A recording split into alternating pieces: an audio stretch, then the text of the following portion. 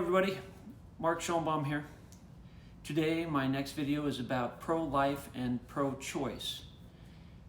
This is me stepping into the abortion debate and trying to educate you and trying to offer you a different perspective and a new way to look at it. This is about when are you going to make the choice. So as we dig into this video more, you'll understand exactly more what I mean. So let's explain what pro-life and what pro-choice is. Pro-life is you are opposed to legalized abortion. This is your right to life for the baby. Pro-choice is that you are supporting or advocating legalized abortion. So that's the difference between pro-life and pro-choice.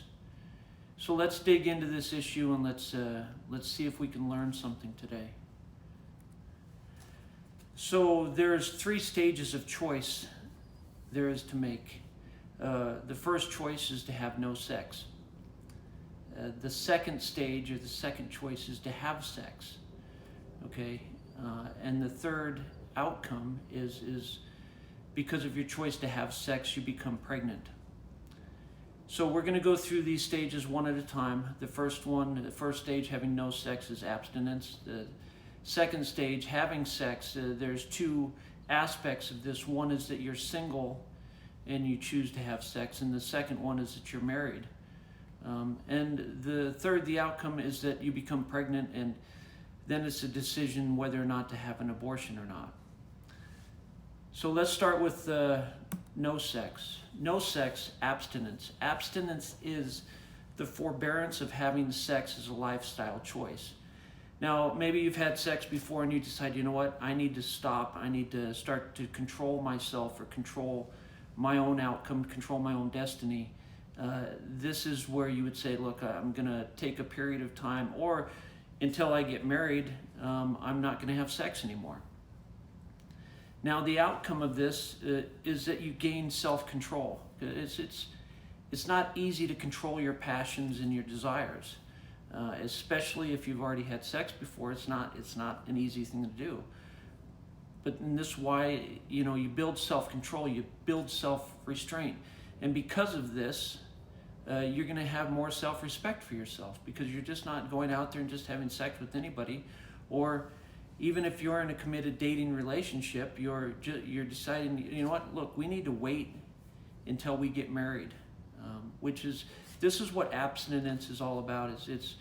It's the lifestyle choice that used to be 100 years ago, is that you waited until you got married to have sex.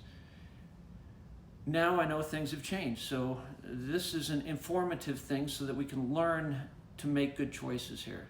So abstinence is you're going to decide not to have any more sex until you get married.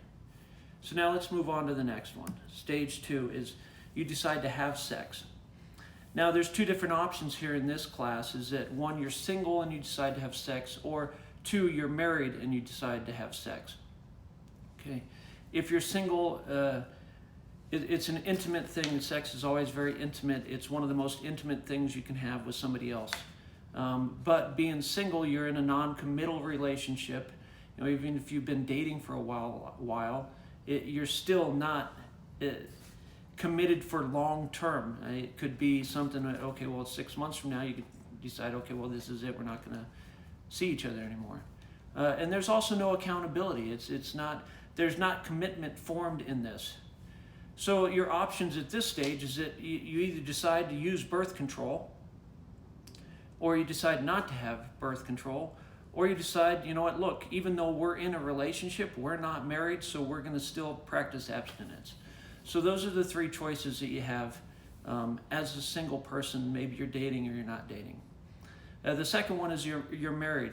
When you get married, you're committed to each other. There's this security that, okay, we've made this pact with each other that we're going to stick together and we're going to be a family for the long term.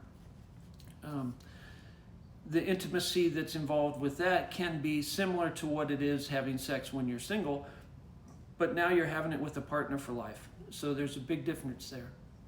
And you still have a couple of options having sex during this. Is that, look, one, you can use birth control because you don't want to start a family now. Or secondly, you decide, you know what, let's start a family. So you go without birth control. And then if you get pregnant, you've already made that decision as a family that, look, we're going to take care of this kid. We're going to raise this kid, and it's going to be our own. And there's a security in the marriage. And even if you get pregnant and it was an accident and you're married, you already have that commitment with each other. So if you get pregnant, you'll probably most likely have the child. So that abortion issue is really off the table at this point. So now let's move on to the third stage. The third stage is that, you've decided to have sex, and the outcome of that is that you become pregnant. Okay? So now if you're in a married relationship, you've probably already decided, look, we want to start a family. So you're probably going to keep the baby. So this abortion issue, pro-life, pro-choice, at this point for a married person is a lot different than it is for the single person.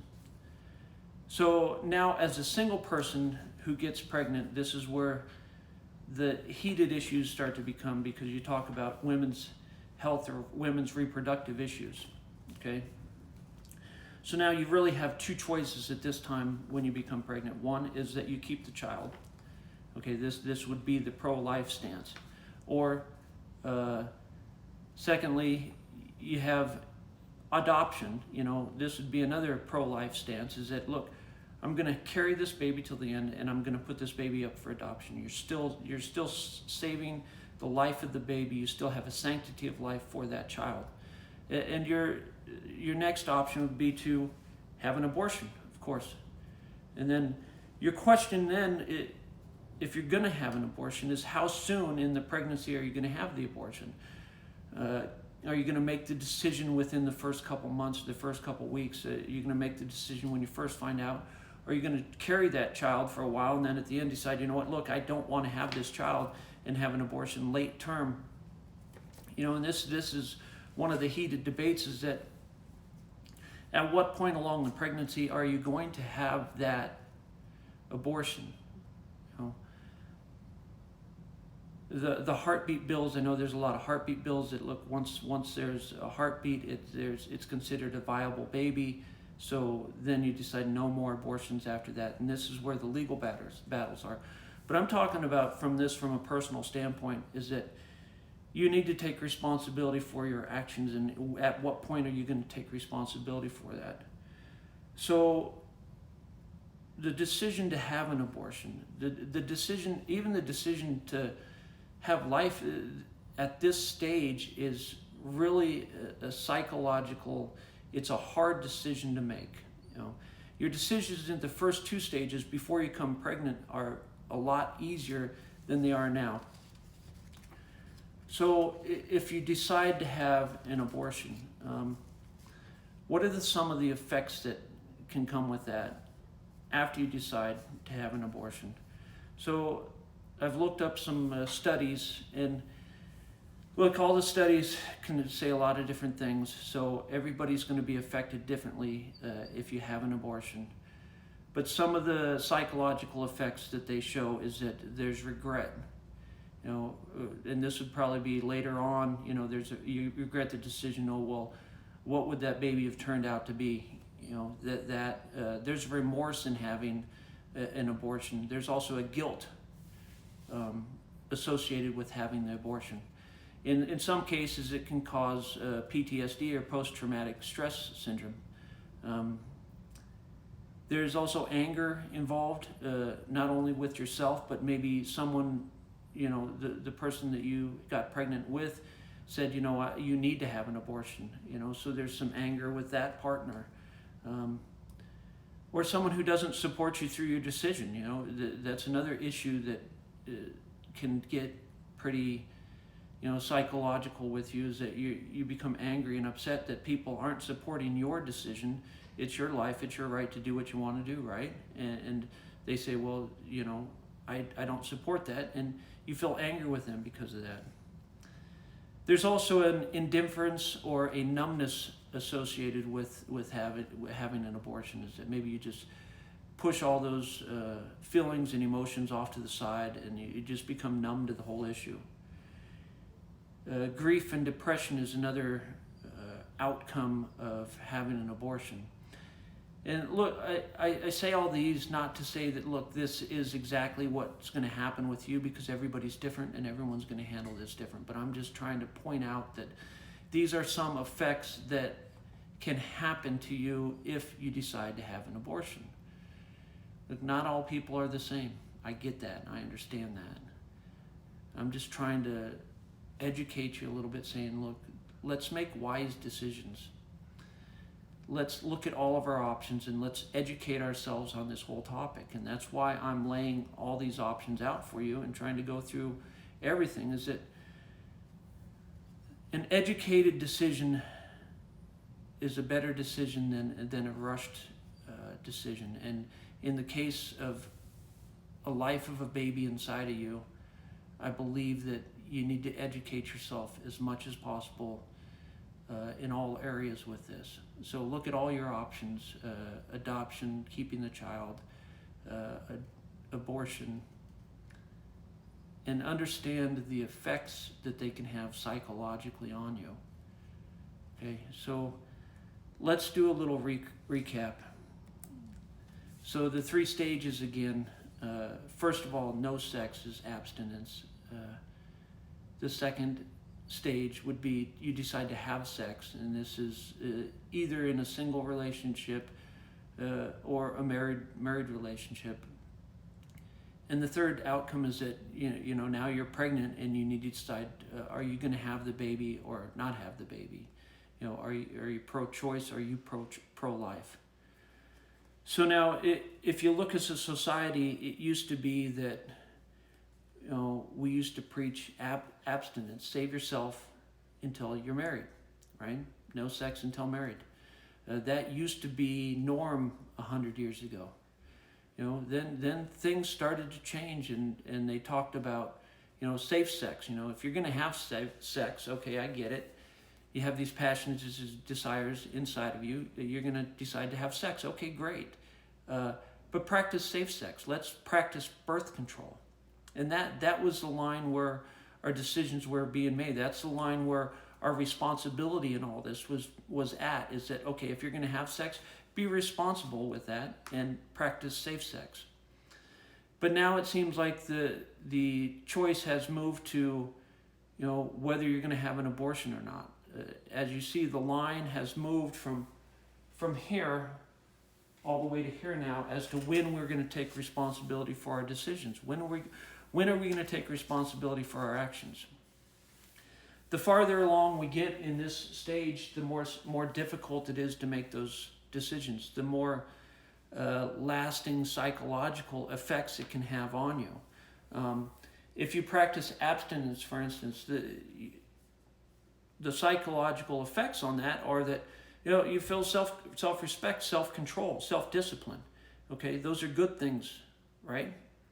The second one is, you know, you decide to have sex. Okay, well, if you're not in a committed relationship, the intimacy that's involved in sex, you know, that can be hard when you break up with somebody else. So that's why they said practice safe sex or no sex until, you know, you get married. When you get married, there's this intimacy, there's this bond that you're supposed to grow together and build together, which sex is a normal part of the married relationship, right? So taking responsibility at this stage, you know, if you're married, it's a good thing. If you're single and trying to take responsibility here to practice safe sex, there's still intimacy and maybe some psychological effects that go along with that. So it's still a harder decision to make, okay? And making the decision at the third stage, the outcome stage where you're already pregnant, yeah, you know, that can be very difficult, and it can have lasting, lifelong psychological effects for whatever you do. So you need to make your decision as to, you know, at what point are you going to take responsibility for yourself? At what point are you going to take responsibility for your actions? If you wait until the third stage, until you're pregnant, to take responsibility for your actions, then, you know, it can become very, very hard and very difficult for a lot of people around you, for yourself especially. So I ask you, you know, at what stage now, with the information that I put, what stage do you want to make your decision at? What stage are you going to take responsibility for yourself at? Look, if you make choices early, then you don't have to make that choice between life or death, okay? Life is about making choices, okay, in a lot of different areas. And it takes knowledge and self-control to make good choices. I hope this video has helped you make good choices, has educated a little bit you on the issues of this surrounding this. So look, if you've liked this video, hit the like button.